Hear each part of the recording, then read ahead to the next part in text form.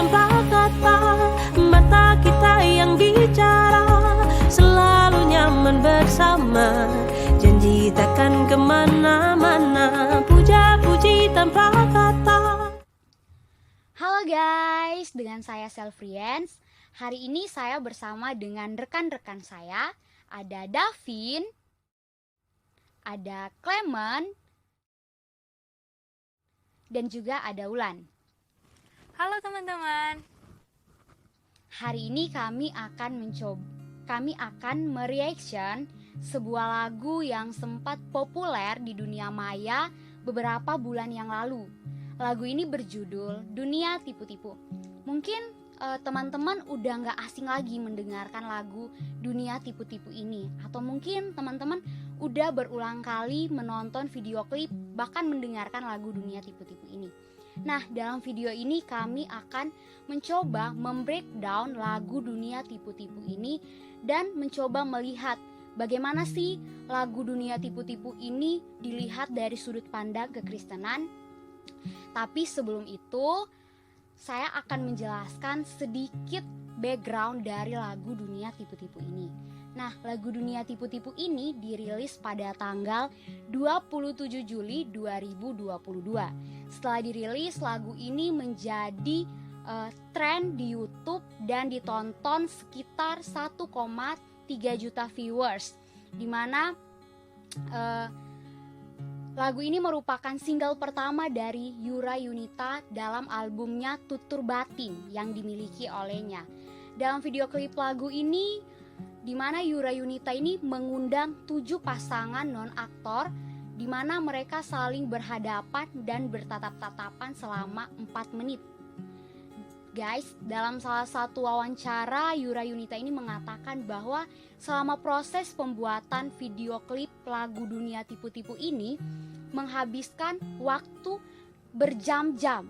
Nah guys, dari video yang kita tonton lagu Dunia Tipu-Tipu ini, mungkin kita hanya sekedar menontonnya begitu saja, tetapi ternyata dalam proses pembuatannya ini Yura Yunita membutuhkan waktu berjam-jam untuk membuatnya, di mana tim dari Yura Yunita ini berurayan air mata karena terbawa suasana dari 7 pasangan non-aktor ini.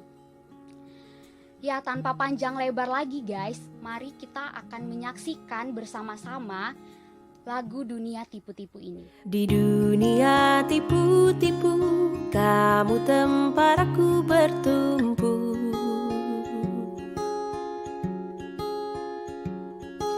Baik jahat abu-abu, tapi warnamu putih untukku. Hanya kamu yang mengerti gelombang kepala ini.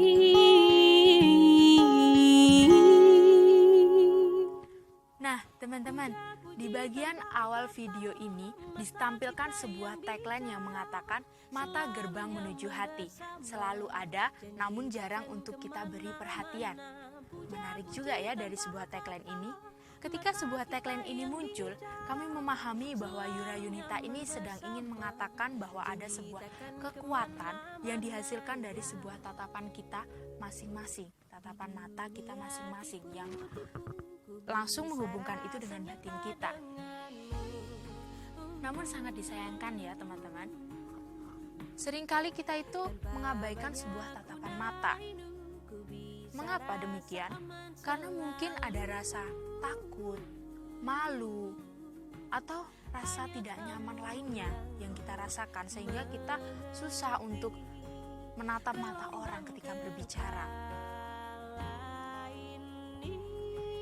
Jadi melalui tagline ini, Yura sedang mengajak para pendengarnya untuk merenungkan sebuah makna yang begitu mendalam dari sebuah tatapan mata tersebut. Oke teman-teman, selanjutnya kita mau melihat bagaimana pengambilan video dalam video klip tersebut. Jika kita perhatikan ya, dalam pengambilan video klip di video ini, Yura bersama dengan timnya hanya mengambil beberapa angle saja, di mana mereka itu menunjukkan 7 pasangan non-aktor ini saling duduk dan saling tatap-tatapan satu sama lain. Hal ini memiliki makna yang cukup dalam loh teman-teman, yang menunjukkan suatu kesederhanaan dan ketenangan di dalam video klip ini.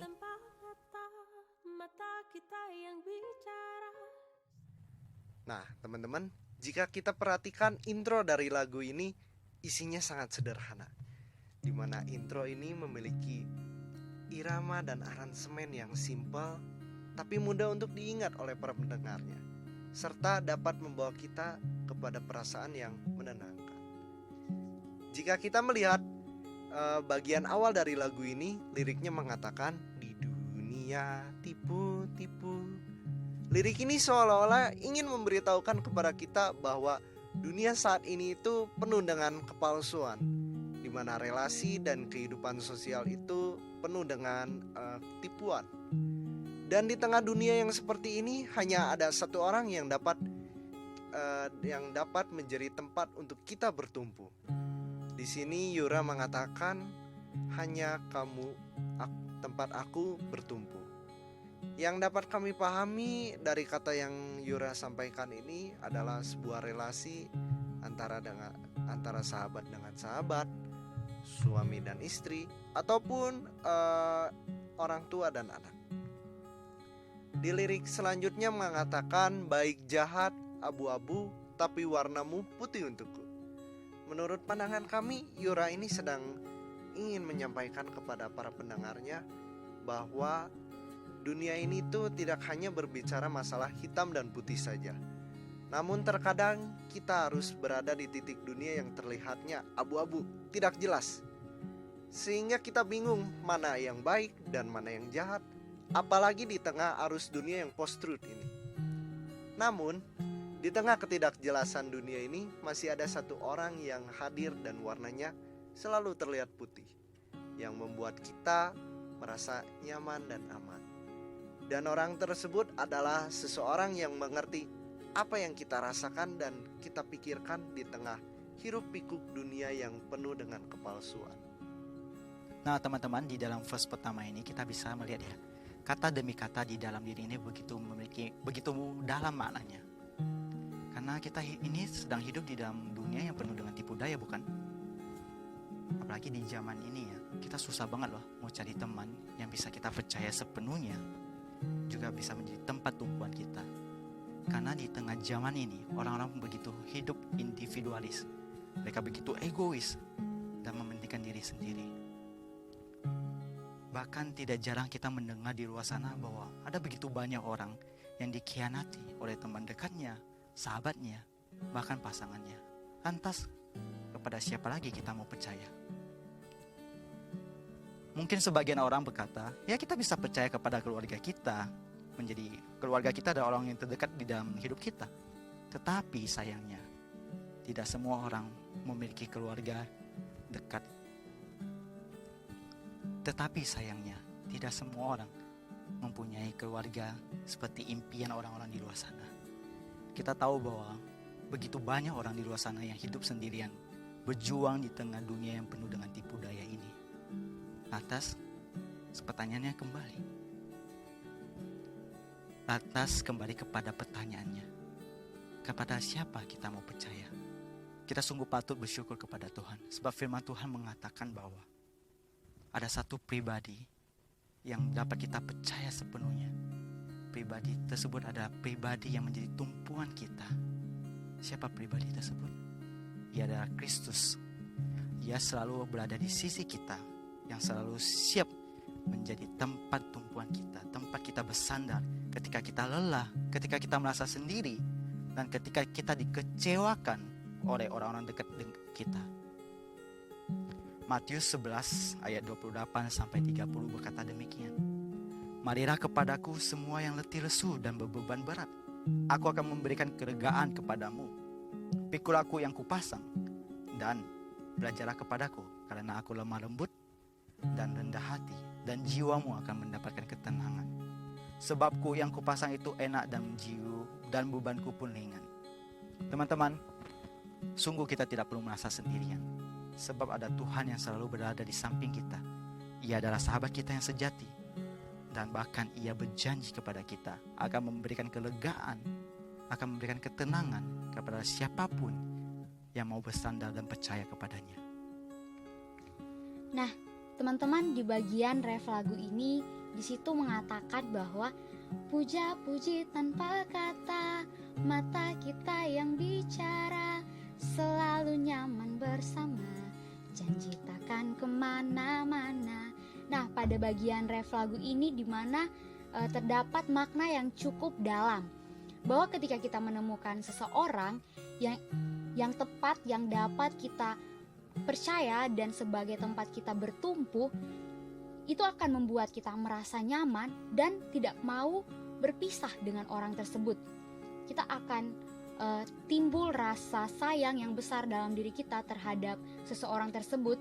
Hal ini karena ketika kita menemukan seseorang yang benar-benar dapat memahami keadaan kita dan perasaan kita, maka kita akan merasa diterima dan dicintai oleh orang tersebut. Namun teman-teman, sadar nggak sih bahwa dari rasa sayang yang kuat ini dapat membuat kita berharap agar seseorang itu nggak pergi dari kita. Dalam lirik lagu ini, Yura Yunita menegaskan sampai 2 kali, yaitu dimana pada refnya ini dia menegaskan 2 kali. Dan pada bagian terakhir lagu ini, sadar nggak sih teman-teman, di situ ada tambahan kata ya dan tanda tanya. Dari sini kita dapat melihat mungkin Yura sedang ingin menunjukkan bahwa ada suatu harapan yang besar yang timbul ketika kita memiliki rasa sayang kepada seseorang, agar seseorang yang kita sayangi ini tidak pergi dari kita. Namun yang menjadi pertanyaannya adalah sejauh mana sih orang yang kita sayang itu bakal tetap ada di sisi kita dan bakal tetap bertahan dengan kita? Pada realitanya pasti setiap orang punya masanya tersendiri, punya masanya masing-masing untuk pergi meninggalkan kita. Entah itu dia pergi meninggalkan kita karena mengkhianati kita atau karena sebuah perpisahan. Dari hal ini kita perlu sadar nih teman-teman, bahwa semua hal yang kita miliki di dunia ini, termasuk relasi kita, itu tidak akan murni dan tidak dapat dijamin untuk selalu bersama. Namun ada satu hal yang kekal teman-teman. Teman-teman tahu nggak satu hal yang kekal yang nggak pernah berubah dalam hidup kita dan nggak akan pernah pergi dari kita, yaitu kasih Kristus kepada kita. Kasih Kristus merupakan kasih yang sempurna dan tak terbatas, serta tidak akan pernah pudar dan berakhir di dalam kehidupan kita. Mungkin orang lain bisa meninggalkan kita, tapi Kristus tidak akan meninggalkan kita. Dia berjanji untuk selalu bersama-sama dengan kita. Seperti yang dikatakan dalam firman Tuhan, dalam Yohanes 3 ayat 16 mengatakan bahwa karena begitu besar kasih Allah akan dunia ini, sehingga ia mengaruniakan anaknya yang tunggal, supaya setiap orang yang percaya kepadanya tidak binasa, melainkan beroleh hidup yang kekal. Nah teman-teman, jika kita perhatikan pada verse 2 dari lirik tersebut, mengatakan bahwa di dunia tipu-tipu aku bisa rasa nyata dengan. Tanpa banyak gunainu, ku bisa rasa aman selalu. Hanya kamu yang mengerti gelombang kepala ini. Ya, kalau kita perhatikan, kita dapat melihat bahwa Yura ini mengatakan kembali kepada pendengarnya bahwa di tengah dunia yang penuh dengan tipu daya ini, hanya ada satu orang yang dapat membuat kita itu merasa nyaman dan aman. Teman-teman, jika kita perhatikan pada verse 2 lirik dunia tipu-tipu mengatakan bahwa di dunia tipu-tipu ku bisa rasa nyata denganmu. Tanpa banyak gunainu, ku bisa rasa aman selalu. Hanya kamu yang mengerti gelombang kepala ini.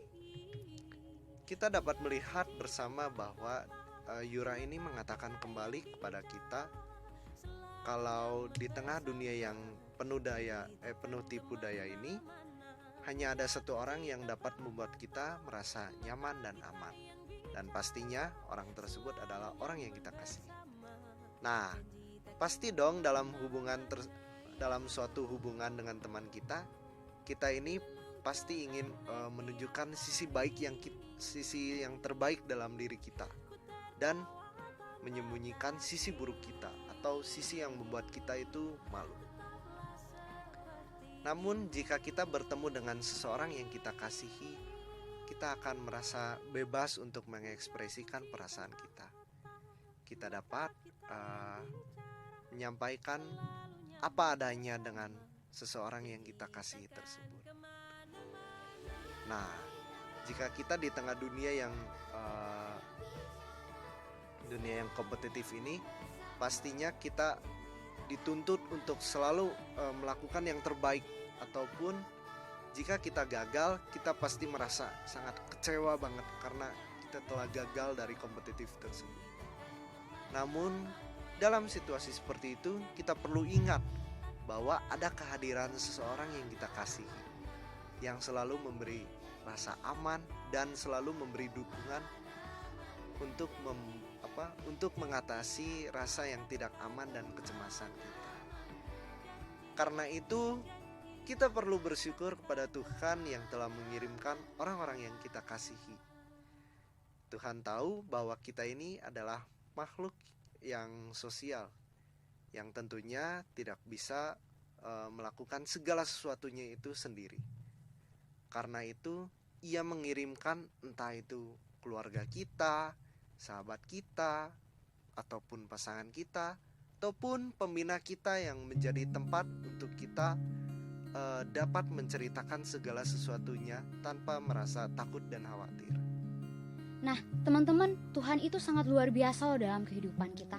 Bahkan sebagai makhluk sosial, kita butuh yang namanya relasi. Kita perlu berelasi dengan orang-orang di sekitar kita, dengan teman-teman kita. Dan luar biasanya Tuhan memenuhi kebutuhan kita, di mana Dia mengirimkan orang-orang yang ada di sekitar kita, orang-orang yang ada di sekeliling kita, agar kita dapat berelasi dengan mereka. Nah, tidak dipungkiri teman-teman, kita juga harus dan perlu datang kepada Tuhan sebagai sumber utama hikmat, sebagai sumber utama kenyamanan dan keamanan dalam diri kita. Namun, luar biasanya lagi, Tuhan menyediakan suatu sosok atau seseorang di mana orang tersebut tempat kita untuk mencurahkan isi hati kita, mencurahkan keluh kesah kita, atau istilah zaman sekarang curhat. Nah, kalian sadar gak sih teman-teman bahwa Tuhan itu sudah menyediakan seseorang yang ada di sekeliling kita, namun terkadang kita gagal memahami dan mengenali orang-orang yang ada di sekitar kita, yang Tuhan tempatkan dalam hidup kita. Bahkan Ia memberikan kita orang-orang tersebut. Tuhan sendiri hadir untuk memberikan kita kenyamanan dan keamanan, bahkan melebihi orang-orang yang kita cintai itu. Nah, teman-teman, jika kita perhatikan dalam bagian ref ini, ada satu momen yang menurut kita hal ini tuh sangat menarik, di mana kameramen tersebut sengaja men-shoot dan memfokuskan terhadap mata kakek yang sedang berkaca-kaca. Menurut kami itu bagian ini memiliki makna yang begitu dalam. Kita semua tahu ya bahwa di tengah kehidupan masyarakat ada sebuah stigma bahwa laki-laki itu tidak boleh nangis. Kalau nangis berarti laki-laki itu lemah. Jadi sebagai seorang laki-laki itu kita harus kuat menahan perasaan kita, walaupun kita dilanda kejadian yang sangat buruk, ataupun seseorang yang kita kasih itu sedang menangis, sedang bersedih. Kita tidak boleh ikut nangis, karena kalau kita ikut nangis berarti kita itu tidak menjadi pribadi yang kuat dan tangguh. Tapi tunggu dulu teman-teman, Paulus ini mengatakan bahwa di saat kita lemah, kuasa Tuhan menjadi sempurna. Berarti sebuah stigma maskulin ini menurut kami udah jelas salah. Karena kalau ada stigma maskulin seperti ini, laki-laki itu tidak dapat mengekspresikan perasaannya terhadap seseorang yang dia kasihi atau terhadap dirinya sendiri. Jadi ketika dia merasa sedih, merasa kecewa, mereka tidak dapat mengeluarkan air mata sama sekali. Padahal mengeluarkan air mata itu merupakan hal yang wajar. Firman Tuhan mengatakan bahwa di saat kita tidak berdaya, kuasa Tuhanlah yang menguatkan kita. Kekuatan dari diri kita sendiri ini tidak dapat dibandingkan dengan kuasa yang Tuhan beri.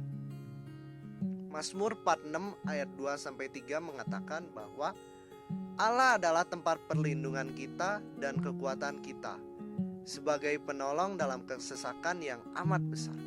Oleh sebab itu, kita tidak usah takut, biarpun bumi bergoncang dan gunung-gunung bergoyah di tengah-tengah laut. Manusia itu adalah makhluk yang lemah dan tidak dapat berbuat apa-apa. Maka dari itu, kita perlu Kristus. Karena hanya di dalam Dia sajalah kita dapat menjadi pribadi yang kuat dalam menghadapi segala tantangan dan masalah di kehidupan ini.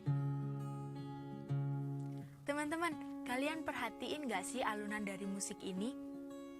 Jika kami perhatikan alunan musik dari lagu ini tuh, Yura Yunita sedang membangun emosi dari para pendengarnya, di mana ada suasana tenang, santai, sampai memuncak pada titik puncak emosi para pendengarnya, di mana mereka itu menunjukkan frame di mana 7 pasangan non-aktor ini saling mengungkapkan apa yang mereka rasakan. Mereka saling mengungkapkan kata maaf dan terima kasih satu sama lain. Hal ini merupakan hal yang sangat unik dan bermakna. Mengapa demikian? Jika kita melihat di kehidupan kita saat ini, ketika kita membangun hubungan dengan orang yang kita kasihi, seperti keluarga, pasangan, sahabat, jika hubungan itu dibangun semakin dekat, kita itu mungkin susah untuk mengungkapkan kata maaf dan terima kasih. Nah teman-teman, dari sini kita bisa sama-sama belajar, mengerti bagaimana pentingnya mengucapkan kata maaf dan terima kasih kepada orang-orang yang kita kasihi. Hal ini tuh sebagai tanda kita itu menghargai kehadiran mereka dalam kehidupan kita. Oke, bagian terakhir dari lagu Dunia Tipu-Tipu yang dinyanyikan oleh Yura Yunita ini menunjukkan sebuah kolaborasi antara Yura bersama dengan anak-anak. Hal ini memberikan kesan yang mendalam dan emosional karena melibatkan anak-anak di dalamnya, yang menggambarkan suatu kepolosan, kemurnian, ketulusan mereka. Hal ini juga menggambarkan bahwa anak-anak belum terkontaminasi dengan dunia tipu-tipu, dunia yang penuh dengan kebohongan.